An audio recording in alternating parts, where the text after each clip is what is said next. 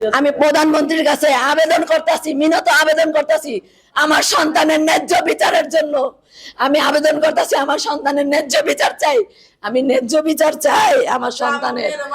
লাশের বদলে আমি লাশ চাই, ফাঁসির বদলে আমি ফাঁসি চাই। আমার সন্তানের ফাঁসি দিয়ে মারছে, আমার সন্তানকে যেভাবে মারছে তার বিচার আমি চাই। আমি প্রধানমন্ত্রীর কাছে, তারেক রহমানের কাছে আমি বিচার চাই। আমি বিচার চাই, আমার বিচার করুক, আমার সন্তানের বিচার করুক। তারা পরিকল্পনা করে আমার সন্তানরে মারছে, তারা কোনো প্রমাণ রাখে নাই, ফাঁসির থেকে খুলছে। মেয়ের স্বামী, মেয়ের বাসুর ফাঁসির থেকে খুলছে, তাদের হাতে মোবাইল ছিল, কেন ভিডিও করে নাই? দরজা ভাঙছে, কেন ভিডিও করে নাই? কেন সাক্ষী রাখে নাই? কোনো প্রমাণ নাই। হ্যাঁ, আর আমার মেয়ে 5 ফুট, সে 6.5 ফুট মানুষ, সেই গিটটা খুলতে পারে না। আমার মেয়ে কিভাবে ওইখানে গিটটা দিল, কিভাবে কাপড় বাঁধলো আর কিভাবে ঝুললো, আমি এটা মাইনা নিতে পারতাছি না, কিছুতে আমি মাইনা নিতে পারি না। আমার সন্তানকে ওরা সবাই টর্চার করে মারছে। ওরা ওর শ্বশুর বাড়ির লোক। নাম কি তাদের? স্বামীর নাম মমিন, বড়টার নাম নাদিম, তার বাপের নাম বাবু, তার মায়ের নাম বেবি, তার ছোট ভাইয়ের নাম রাতিন। এরা সবাই উপস্থিত ছিল। আমার মেয়েকে মারছে, তারা পুরা পরিকল্পনা করেই মারছে। এই বিষয়ে আমি বিচার চাই, ন্যায্য বিচার চাই। আপনাদের মিডিয়ার মাধ্যমে আমি ন্যায্য বিচার চাই, আমার ন্যায্য বিচার পাওয়া দেন। আমি সঠিক বিচার চাই এটার, কারণ ওই বাসায় এতগুলা লোক থাকতে আমার মেয়ের এভাবে আমি বিশ্বাস করতে পারতেছি যে আমার মেয়ে ফাঁসি দিছে। ওরা রাত্রেই করছে, আমরা নিচতলায় থাকি, ওরা 6 তলায় থাকে। অন্তত আমাদেরকে জানাইতে পারতো যে আপনার মেয়ে দেখেন এরকম করতেছে, আপনারা নিয়ে যান। কোনো কিচ্ছু না, জানায় নাই কিছু। আমার মেয়ে যায় দেখি সকালবেলা লাশ হয়ে পড়ে আছে, একেবারে শরীর কালো হয়ে গেছে আমার সরসা মেয়েটা। ওরা ইচ্ছাকৃত ভাবে, ওরা 6 জন মানুষ ঘরে উপস্থিত থাকতে আমার মেয়ে কিভাবে ফাঁসি দেয়, এটা তো আমি কখনো মানতে পারতেছি না। ওরা তো এটা পুরো পরিকল্পিত ভাবে করছে। নাহলে আমার বাসায় যদি 6টা মানুষ থাকে, একটা মানুষ ঢুকে করতে পারে না, আর করছে যদি গেট লক করে সাথে সাথে ওরা করতো যে দেখেন আপনার মেয়েরা করছে। দূরেও না, আমরা একই বাড়িতে 6 তলা আর নিচতলা। আমরা এটা সঠিক বিচার চাই। নামাইতে হয়েছে আমরা দেখি নাই, আমরা যা দেখছি ফ্লোরে শোয়ানো।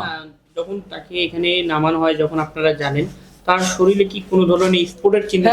আসলে মুখের মধ্যে, মুখে এত বড় জিভলা আপনার দাঁত কাটা ছিল, আর মুখ টুক একেবারে কালো হয়ে গেছিল। টর্চার করা হয়েছে ওরে প্রচুর। হ্যাঁ হ্যাঁ, ওরে নির্মম ভাবে টর্চার করে ওরে মারা হয়েছে।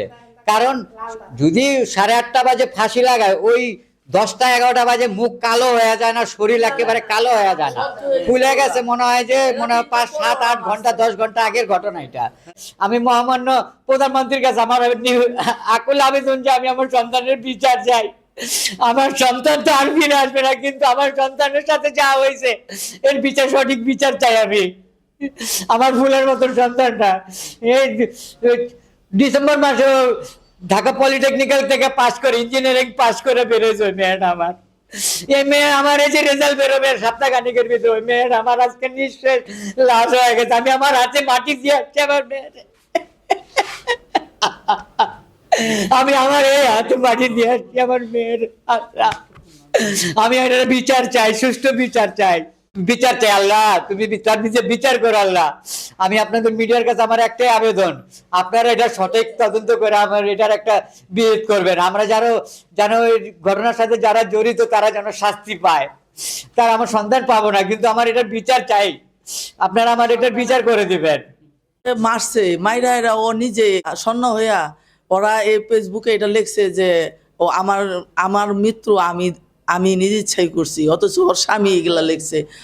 আমরা মেয়ে কোনোদিনও এই কাজ করতে পারে না। সন্দেহ তো হয়তো ঝগড়া কার্য করতো, ডেলি ঝগড়া কার্য হয়েছে, সবকিছু হয়েছে। বিয়ে আবার ও আয়সা পড়ছে, সবসময় বিয়ে হয়েছে পর থেকে গ্যাঞ্জাম করতে করতে এই যে এই পর্যন্ত আসছে। এই মানুষটা যদি মারা যায়, তো এই মানুষটা কিভাবে লাশ ওরা কিভাবে নামাইলো? এটা তো পুলিশ নামাইবো না? তাহলে এই লাশটা ওরা নামাইছে, কিভাবে নামাইলো? পুলিশ ছাড়া, প্রশাসন ছাড়া কেমনে নামাইলো? হ্যাঁ, ওরাই মারছে, মাইরা হাইরা ওই লাশ নিচে ফালাইয়া থইছে।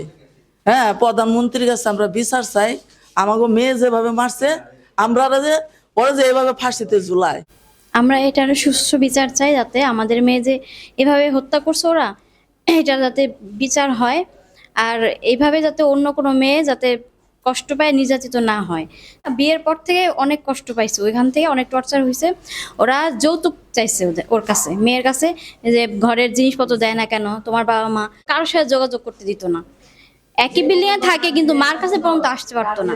ওর মার কাছে আসতে হইলো ওর অনুমতি নিয়ে আসতে হইতো। আর ওরা একা কোথাও ছাড়তো না, ওকে একা কোথাও ছাড়তো না, ওর সবসময় ওর সাথে লোক থাকতো। হ্যাঁ, মানে সবভাবে ওরে টর্চার করছে, মানসিক ভাবে, মানে সবভাবে ওরে অনেক কষ্ট দিছে।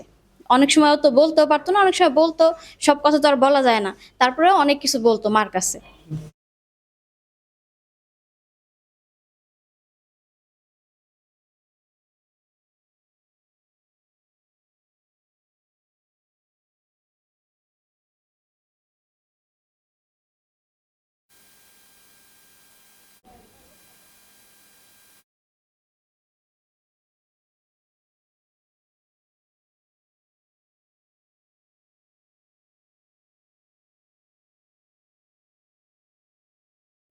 রাত্রে ফোন দিছিল আমাকে যে মামা আমি এনে থাকবো না, আমাকে ওরা মেরে ফেলবে, আমাকে নিয়ে যাও। আমি মনে করলাম যে সাধারণত ফ্যামিলিতে এরকম ঘটনা ঘটে, প্রায় সময় ঘটে। আরও একবার হয়েছে, ওরা মিট হয়ে গেছে। প্রায় সময় টাকার জন্য ওরা এরকম চাপ দিত, কাজকাম করতো না ছেলেটা।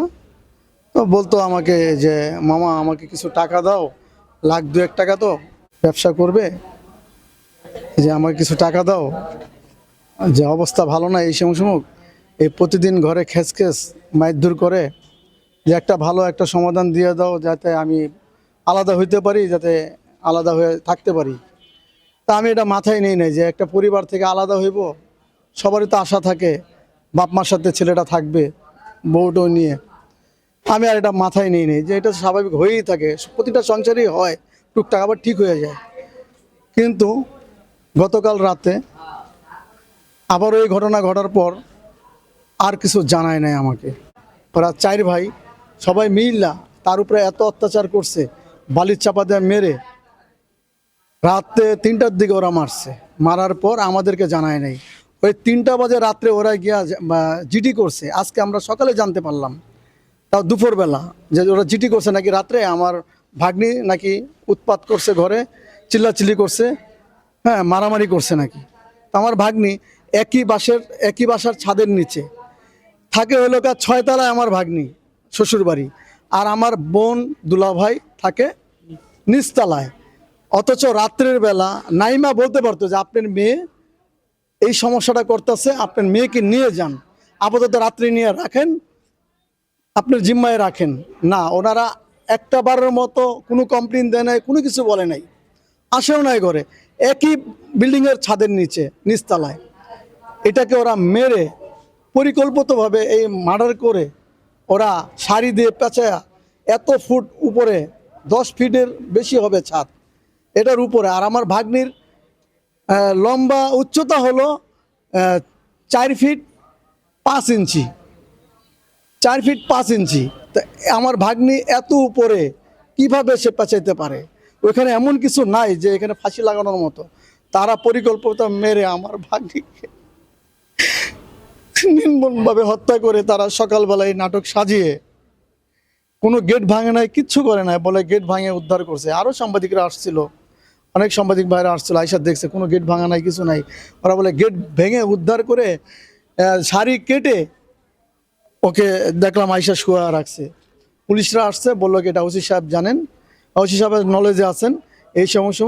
ওনারা আমাকে একটা এমন মামলা লিখছে যে আত্মহত্যা মামলা।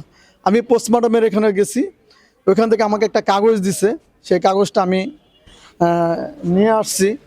আমাকে যে লাশটা আমাকে বুঝিয়ে দিছে পোস্টমর্টম করার পর, আমি এটা নিয়ে আসছি। যেহেতু আমি এই মাটি দিতে পারি, সেই প্রক্রিয়ায় আমি নিয়ে আসছি। আইসাইরা দাফনের ঠান্ডা হয়ে গেছিলো, বরফ একদম হয়ে গেছিলো। তো লাশটার অবস্থা অনেক আগে মরছে। তো ওরা বলতেছে সকাল 6টা বাজে নাকি ফাঁসি লাগাইছে। ওরা 7টা লোক থাকে একটা ঘরের ভিতরে, 7টা লোক ফাঁকি দিয়ে কিভাবে ফাঁসিটা নেয়? আমার কথা হইলো যে আপনাদের এই মিডিয়ার কাছে, সারা বাংলাদেশের কাছে, যে আমার মতো ভাগ্নি যাতে হারা কেউ না হয়। নিঃশ্বাস ওনার বন্ধ করে মারছে, ওনাকে 4-5 জন মিলে ধরে বালির চাপা দিয়ে মেরে তারপরে শাড়ি দিয়ে ঝুলাইছে। মানে তাকে আমি এটা সুস্থ তদন্ত চাই, পিবিআই তদন্ত চাই দুনিয়াতে। আমি এটা সুস্থ বিচার চাই, আমি সুস্থ বিচার চাই।